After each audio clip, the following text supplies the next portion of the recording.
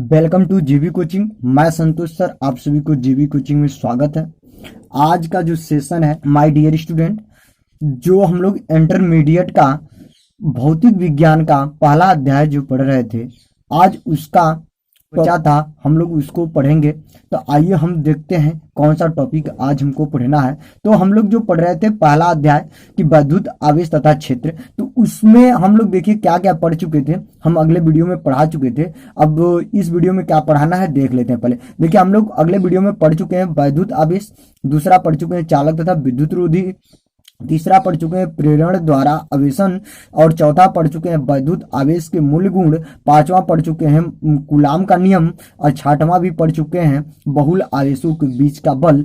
आज का जो सेशन रहने वाला है मेरे दोस्त और मेरे साथियों कि वैद्युत क्षेत्र क्या रहने वाला है, वैद्युत क्षेत्र और विद्युत क्षेत्र के रेखाएं, ये दो सेशन आने वाले हैं। आज हम लोग इस पे बहुत अच्छी तरह से डिस्कस करेंगे, तो वीडियो की इसकी मत कीजिएगा। अगर आप नए हैं तो आप मेरे चैनल को सब्सक्राइब कर लें और बेल आइकन बजा दें, क्योंकि सबसे पहले नोटिफिकेशन आपको मिले। तो आज का आइए हम लोग सेशन स्टार्ट करते हैं। देखिएगा मेरे दोस्तों, अब कह रहा है कि विद्युत क्षेत्र, विद्युत क्षेत्र क्या होता है, पहले हम लोग इसे जानते हैं कि विद्युत क्षेत्र क्या होता है। तो देखिए, विद्युत क्षेत्र कह रहा है कि प्रत्येक आवेश के चारों ओर का वह क्षेत्र जिसमें किसी दूसरे आवेश को रखने पर वह आकर्षण या प्रतिकर्षण बल का अनुभव करता है, तो विद्युत क्षेत्र कहलाता है, मतलब इलेक्ट्रिक फील्ड कहलाता है। तो मतलब कहने का अर्थ इसका यह है मेरे दोस्त कि अगर कोई वहां पे रखा हुआ आवेश है, अगर कोई एक आवेश अगर और लेकर आते हैं तो उनको बीच क्या करता है, उनकी प्रकृति पे निर्भर करता है। किसके, उसके प्रकृति पे निर्भर करता है कि आकर्षण करेगा कि प्रतिकर्षण करेगा। तो मेरे दोस्त आपसे बता दूं कि आकर्षण कब करता है, प्रतिकर्षण कब करता है, जब विपरीत आवेश रहते हैं तो वो दोनों आकर्षण कहते हैं, और जब समान आवेश रहते हैं तो प्रतिकर्षण कहते हैं।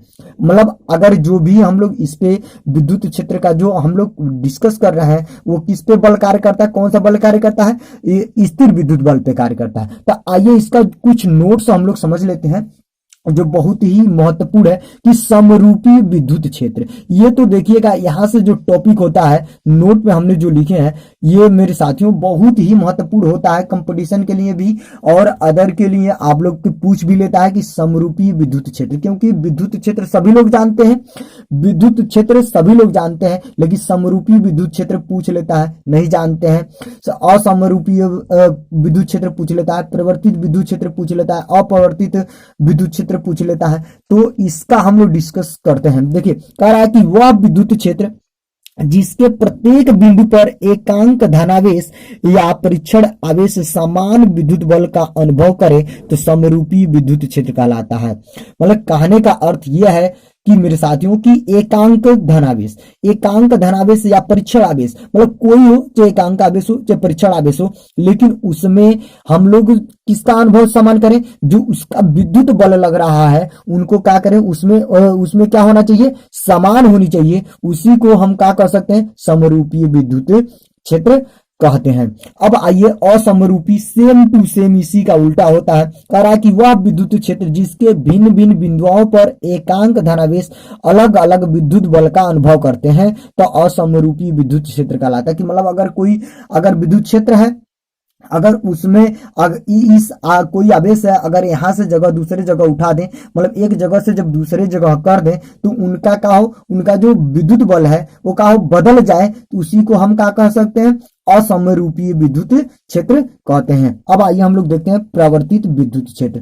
प्रावर्तित विद्युत क्षेत्र देखिएगा, यदि आकाश में स्थित बिंदुओं पर विद्युत क्षेत्र का मान समय के साथ परिवर्तित होता है तो इस प्रकार के विद्युत क्षेत्र को परिवर्तित विद्युत क्षेत्र कहते हैं। मतलब कहने का अर्थ है कि वो पृथ्वी पे ना हो, कि वो पृथ्वी पे ना हो, आकाश में कहीं भी स्थित कोई भी बिंदु हो और उनका जो विद्युत क्षेत्र है, मतलब जो उनका क्षेत्र है अनुभव करने का, मतलब हम जहां तक विद्युत क्षेत्र का क्या करें, अनुभव करें, अगर वो विद्युत क्षेत्र समय के साथ वो परिवर्तित होता रहे तो इस प्रकार के विद्युत क्षेत्र को ही हम क्या कह सकते हैं, परिवर्तित विद्युत क्षेत्र कहते हैं। अपरिवर्तित विद्युत क्षेत्र। देखिएगा सेम इसका उल्टा है कि यदि आकाश में स्थित बिंदुओं पर विद्युत क्षेत्र का मान समय के साथ सदैव नियत बना रहे तो ऐसे क्षेत्र को अपरिवर्तित विद्युत क्षेत्र कहलाता है। मतलब इनके कहने का अर्थ यह है कि मेरे दोस्त की यह समय के साथ अपना नियत बनाने का मतलब वो कहा हो फिक्स हो, उसमें कोई परिवर्तन ना हो, तो उसको हम क्या कह सकते हैं, अपरिवर्तित विद्युत क्षेत्र कहते हैं। अब आइए हम लोग देखते हैं विद्युत बल रेखाएं। बहुत ही महत्वपूर्ण है कि ये तो टॉपिक बहुत बार पूछता है कंपटीशन में, इलेक्ट्रिक लाइंस ऑफ फोर्स, ये बहुत बार ही पूछ लेता है।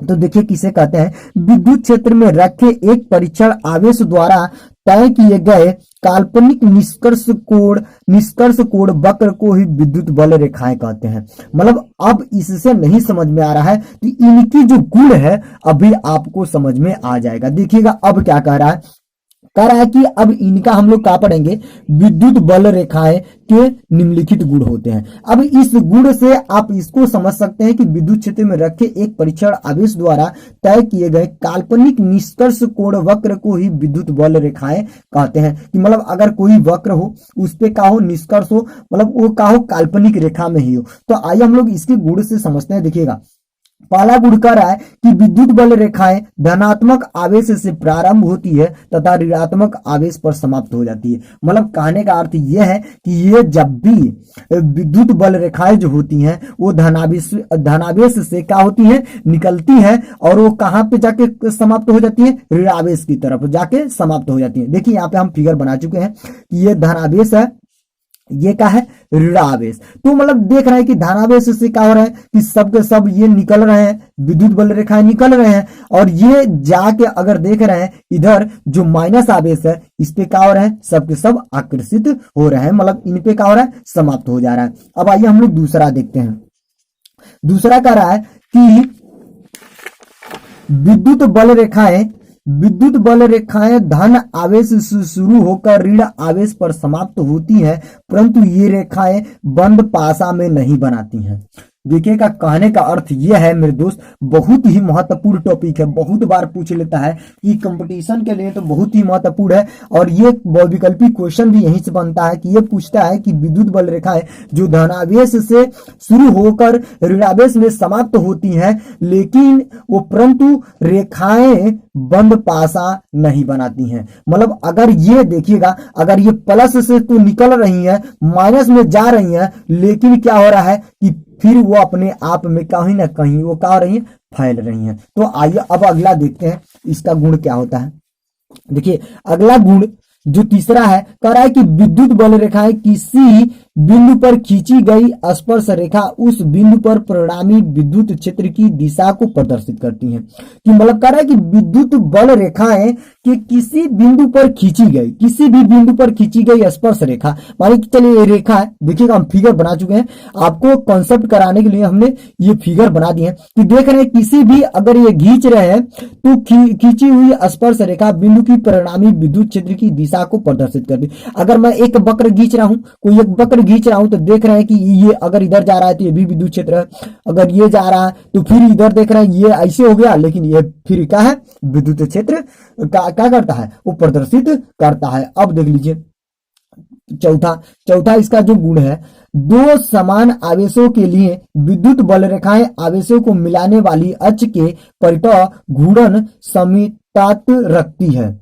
मतलब समीतात रखती है। मतलब कहने का अर्थ यह है कि अगर जब आपको अभी अभी हम बताए हैं कि जब दोनों आवेश समान हो तो क्या करते हैं, उनकी जो आवेश अगर वो जाना चाहते हैं, एक दूसरे को देना चाहते हैं, लेकिन क्या होता है कि एक एग्जांपल आपको समझा देते हैं कि अगर सपोज डेट मान के चलिए एक अखाड़ा है, उस अखाड़े में अगर दो पहलवान है, अगर दो पहलवान है तो दोनों ही बहुत एक स्ट्रांग है, दोनों अपने आप में बहुत ही एक स्ट्रांग है।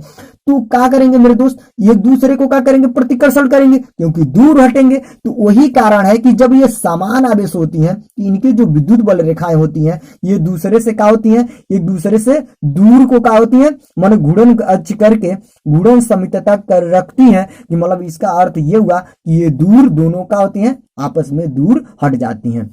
अब आइए हम लोग पांचवा देखते हैं। ये बहुत ही महत्वपूर्ण टॉपिक है मेरे दोस्त, इसकी मत कीजिए क्योंकि लास्ट तक बने रहिए। ये बहुत बार पूछ लेता है कि विद्युत बल रेखाएं के गुण को समझाइए चे बताइए।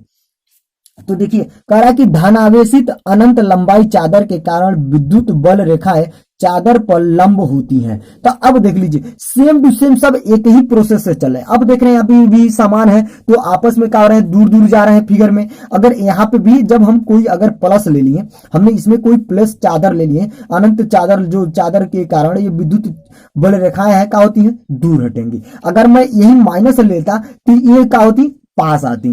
तो अब आइए हम लोग अगला देखते हैं।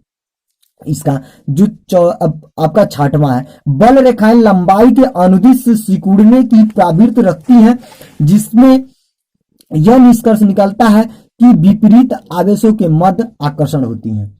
अगर देख लीजिए अभी हमने बता दिए हैं कि बल रेखाएं लंबाई के अनुदिश सिकुड़ने की प्रवृत्ति रखती हैं, जिसके यह निष्कर्ष निकलता है कि विपरीत आवेशों के मध्य आकर्षण होती है। कि जब विपरीत आवेश रहेंगे मेरे दोस्त तो एक दूसरे आवेश को क्या करेंगे, आकर्षण करने का गुण उसमें रखेंगे। अब देख लीजिए इसका सातवां, बल रेखाएं प्रावर्सी प्रसार अर्थात लंबाई के लंबवत दिशा में फैलने की प्रवृत्ति रखती है, जिसमें यह प्रतीत होता है कि समान आवेशों के बीच प्रतिकर्षण होता है। मतलब जब प्रसरवी प्रसार रखती हैं, मतलब वो क्या होती है, फैल जाती हैं।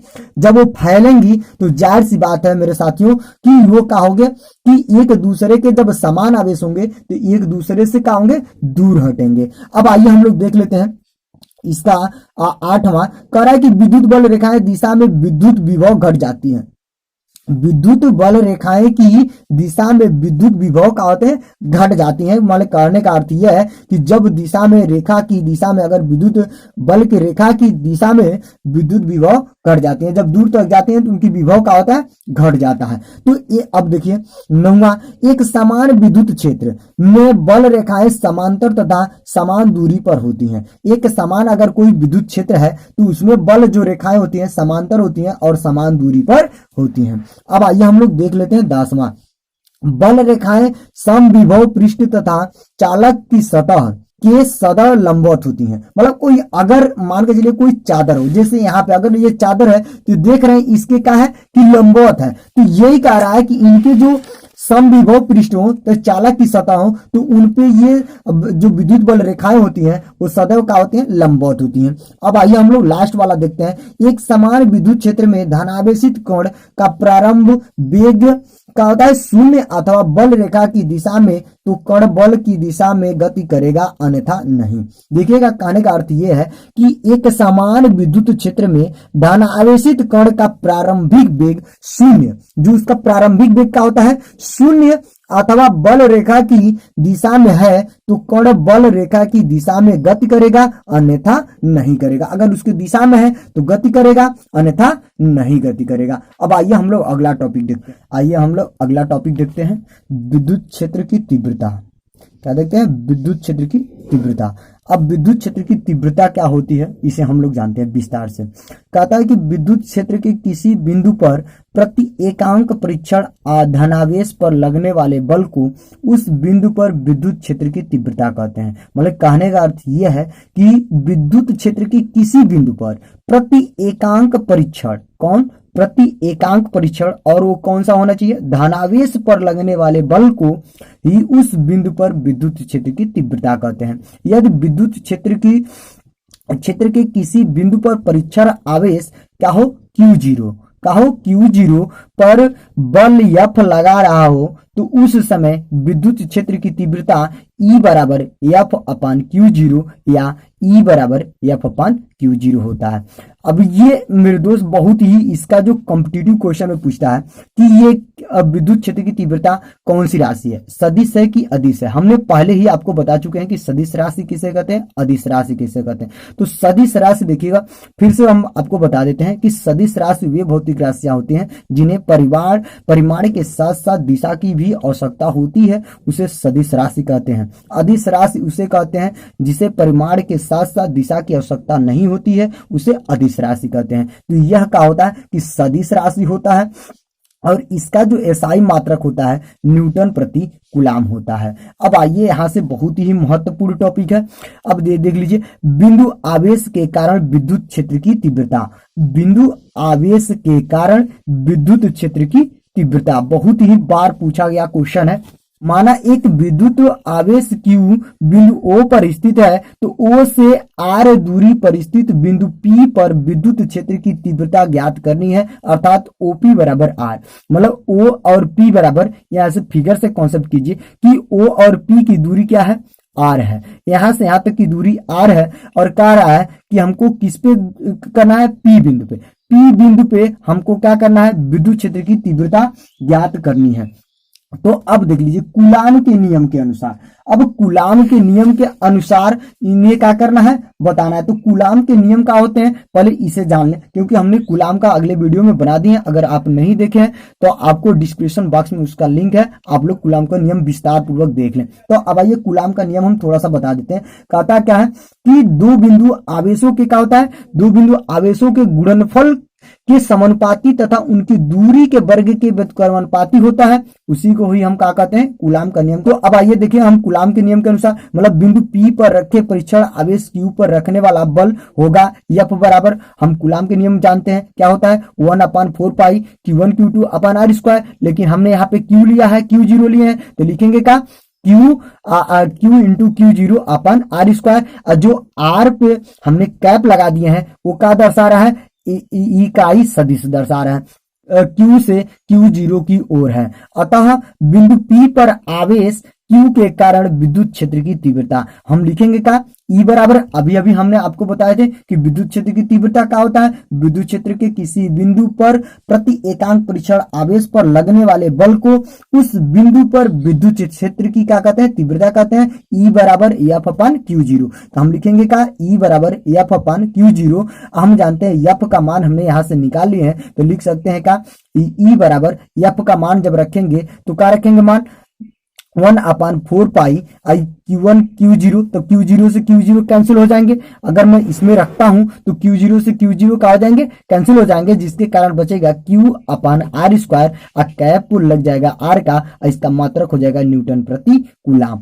अब आइए, बहुत ही इसका महत्वपूर्ण टॉपिक है एक अगला वाला जो हम आपको बताने जा रहे हैं, बहुत ही महत्वपूर्ण ये टॉपिक है। तो आवेश के निकाय के कारण विद्युत क्षेत्र की तीव्रता, आवेश के निकाय के कारण विद्युत क्षेत्र की तीव्रता। देखिए, मतलब आवेश के किसी निकाय के कारण किसी बिंदु पर विद्युत क्षेत्र की तीव्रता अध्यारोपण की सहायता से ज्ञात की जाती है। मतलब अध्यारोपण की सहायता का हमने वीडियो बना दी है, डिस्क्रिप्शन बॉक्स में लिंक है, आप लोग उसे देख लीजिए, कंफर्म हो जाएगा। देखिए कह रहा है कि अध्यारोपण का सिद्धांत किस पे फॉलो करता है, मैं आपको थोड़ा सा आपको डिस्कस ही करा दूं कि अध्यारोपण का सिद्धांत ये होता है कि हम कूलाम के नियम जब फॉलो करते हैं तो ओनली 2 आवेश के लिए होता है, लेकिन जब 2 से अधिक आवेश होते हैं तो उस समय हम क्या करते हैं, अध्यारोपण का सिद्धांत लगाते हैं, जिसे इंग्लिश में कहते हैं सुपरपोजिशन। तो कह रहा है कि जिसके अनुसार किसी बिंदु पर बिंदुत्व आवेश के समूह के कारण विद्युत क्षेत्र की तीव्रता उस बिंदु पर प्रत्येक विद्युत्व आवेश के कारण तीव्रता के सदिश के योग के तुल्य के क्या होता है, बराबर होता है, मतलब तुल्यता होती है। अब हमने मान लिया, माना कि आवेश के एक निकाय Q, Q2, Q3 dash Q1 बिंदुत्व आवेश है, तो जिसके मूल बिंदु O के सापेक्ष स्थित सदिश क्रमशः R1, R2, R3 dash Rn तक, तो बिंदु P पर एक परीक्षण आवेश Q0 लेते हैं। तो आइए हम लोग फिगर में कॉन्सेप्ट करते हैं। देखिएगा, ये फिगर है, कह रहा है कि इनकी दूरी यहाँ पे देख लीजिएगा, जो ये हमारा क्या बनेगा, R0, यहाँ पे बनेगा Q1 है तो R1 बनेगा, यहाँ पे जो Q2 है देखिएगा, Q2 जो है 2 बनेगा, यहाँ पे Q3 है तो R3 बनेगा, यहाँ पे Q4 है तो यहाँ पे क्या बनेगा, R4 बनेगा। तो जैसे जैसे हम लेंगे उसकी दूरी उतना ही ले लेंगे। कह रहा है कि आवेश और आवेश के कारण किसी बिंदु P पर विद्युत क्षेत्र की तीव्रताएं क्रमशः E1 कामा E2 कामा E3 डैश डैश करके En हो तो n आवेश समूह के कारण बिंदु P पर परिणामी विद्युत क्षेत्र की तीव्रता E बराबर क्या होगा, परिणामी जब लेंगे उसकी तीव्रता लेंगे तो E बराबर E1 plus E2 plus E3 plus dash dash करके En तक हम क्या करेंगे, तो हम क्या करेंगे इसका मान रखेंगे। तो E बराबर हम E को रहने दें, तो E1 का मान अभी अभी हमने आपको निकाले थे उसमें से, तो क्या निकला था E बराबर, यहाँ पे देख लीजिएगा E बराबर क्या निकला है 1/4 पाई साइलेंस 0 Q अपन R स्क्वायर R कैप। तो हमने ये जब हमने उसकी बिंदु आवेश मतलब एक आवेश पे जब निकाल रहे थे तब उसके, अब जब हम अनेक आवेश के निकालेंगे तो उसमें क्या होगा Q1 हो जाएगा, Q2 हो जाएगा, Q3 हो जाएगा, डैश डैश Q1 तक ले लेंगे। तो हम E बराबर लिखेंगे का 1/4 पाई साइलेंस 0 Q1 अपन R स्क्वायर 1P, यहाँ पे जो कैप बनेगा 1P बनेगा, प्लस इसका लिखेंगे तो क्या लिखेंगे 1/4 पाई साइलेंस 0 Q2 अपन R स्क्वायर ही रहेगा, यहाँ पे 2P होगा, यहाँ पे 2P कैप, प्लस इसी प्रकार ले लेते हैं। अब डैश डैश करके देखिएगा, यहीं पे हम छोड़ देते हैं, डैश डैश करके क्या ले लेंगे n का ले लेंगे, तो n का क्या बनेगा 1/4 पाई साइलेंस 0 Qn अपन R स्क्वायर NP, और यहाँ पे जो कैप बनाएगा NP। अब इसी प्रकार हम इसमें से सब कॉमन क्या ले सकते हैं, तो सब जब कॉमन ले लेंगे तो देखिएगा यहाँ पे मेरे दोस्त E बराबर लिख सकते हैं 1/4 पाई साइलेंस 0, सब में कॉमन है, तो जब सब में से कॉमन ले लेंगे तो बचेगा क्या, लिख सकते हैं Q1 अपन R square 1P cap 1P का, प्लस Q2 अपन R2P स्क्वायर पे है, यहाँ पे लिखेंगे 2P कैप डैश डैश करके, यहाँ पे प्लस डैश करके यहाँ पे लिख सकते हैं n बटा R स्क्वायर NP, ये बचा। और जब हम सदिश योग में लेते हैं तो हम क्या लगाते हैं, लिख सकते हैं इसे का E बराबर 1/4 पाई साइलेंस 0, अब हम क्या लगाएंगे सिग्मा, क्या लगाएंगे सिग्मा, तो यहाँ पे लिखेंगे n, यहाँ पे लिखेंगे I बराबर 1, यहाँ पे रहेगा क्या QI अपन R स्क्वायर IP, यहाँ पे लिख देंगे का IP का कैप। यहाँ पे जो I है ये क्या दर्शा रहा है 1 और 1 2 3 का, तो इसलिए ये मेरा जो निकल गया, क्या निकल गया आवेशों के निकाय के कारण विद्युत क्षेत्र की तीव्रता। तो मेरे साथियों अगर ये सेशन आपको अच्छा लगे तो आप लोग अधिक से अधिक शेयर कीजिएगा, और अगर मेरे चैनल पर नए हैं तो आप लोग मेरे चैनल को सब्सक्राइब कर लीजिएगा और बेल आइकन बजा दीजिए, क्योंकि सबसे पहले नोटिफिकेशन आपको मिले। तो फिर अगले वीडियो में मिलते हैं, तब तक के लिए आप लोग अपना ख्याल रखिएगा। Thank you for watching. जय हिंद, जय भारत। हाँ मेरे दोस्तों, अगर ये वीडियो आपको अच्छा लगे तो लाइक और शेयर करना मत भूलिएगा। अगर मेरे चैनल को सब्सक्राइब नहीं किए हैं तो आप लोग सब्सक्राइब कीजिएगा और अधिक से अधिक इस वीडियो को शेयर कीजिएगा। और ये अगला वीडियो जो नहीं देखे हैं ये डिस्क्रिप्शन बॉक्स में दिया गया है। Thank you for watching.